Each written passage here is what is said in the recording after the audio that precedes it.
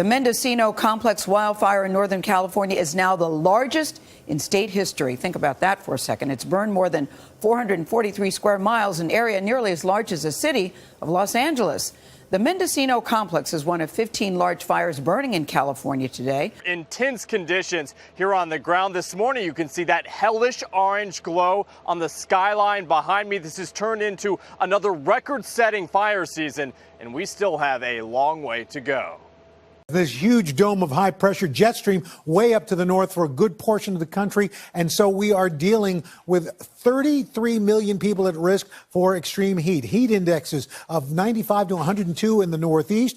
And we're looking at heat indexes 102 to 107 in the southeast. This cold front slowly pushing to the south is still ahead of this. We've got this warm, moist flow of air for today. So heat indexes in Boston, 101, 98 in New York City, 92 in Rehoboth Beach. Back in Pittsburgh, it's going to feel like 88 degrees as this front slowly pushes to the south. Some relief back to the west. But in the meantime, along the coast, we're looking at heat indexes again tomorrow into the mid-90s. And as we look out west with temperatures approaching triple digits throughout much of that area, the Mendocino Complex, 283,000 acres burned. It's the largest fire in California history. It's only 30% contained. They don't expect containment until August 15th. So that's still a long ways away. Again, that 383,000 acres, to give you some idea, it's bigger than the city of Los Angeles itself. It covers a wide swath and it continues to grow, fueled by winds, low humidity, and high temperatures. Miguel Almaguer is right now in Los Angeles and he's got the latest. Miguel. Hey, Al, good morning. It's called the complex fire because, as mentioned, in this case, it's actually twin fires burning so close to one another, they're threatening the exact same region. Right now, thousands of homes are in jeopardy, and this historic blaze shows no signs of slowing down. The largest fire to ever torch California is today raging out of control. Overnight, the Mendocino Complex fire blazing its way into the history books. There are now 18 large wildfires burning across the state with 14,000 firefighters working nonstop. The Carr fire entering its third week, destroying more than 1,000 homes, burning 160,000 acres. 2 firefighters injured overnight in the Holy Fire in Southern California, erupting in Orange County and spreading quickly. The flames are across the road we couldn't cross. 4,000 acres burned in just a matter of hours. The fire 0% contained.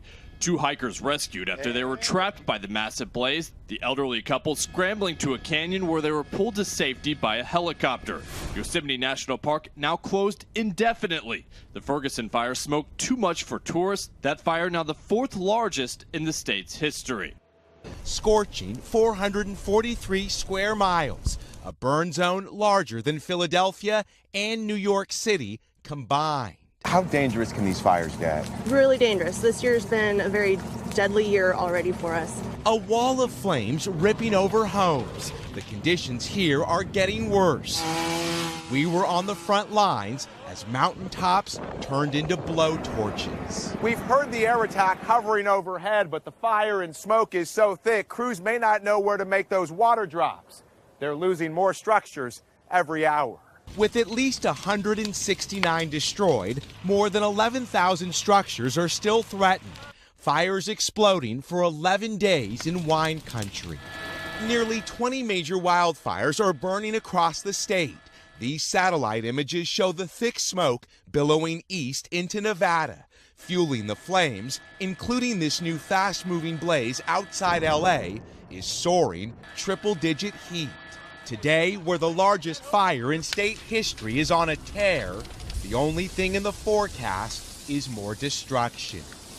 With tens of thousands of people evacuated, a disaster has been declared in California. This as the president ignited a political firestorm, claiming the state's strict environmental laws resulted in a lack of water to fight the fires. But top fire officials on the ground shot back, saying they have plenty of water. What they need is more boots on the ground. President Trump addressed the disaster Monday, tweeting the wildfires are made so much worse by the bad environmental laws which aren't allowing massive amounts of readily available water to be properly utilized.